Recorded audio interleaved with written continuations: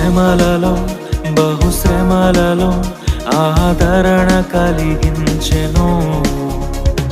వాక్యమే కృపా వాక్యమే నన్ను వీడని అనుబంధమై, శ్రమలలో బహుశ్రమలలో ఆదరణ కలిగించెను.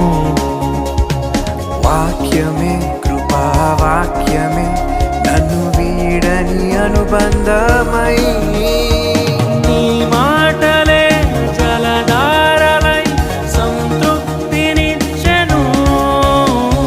నీ మాటలే ఔషధమై కాయములు కట్టెను.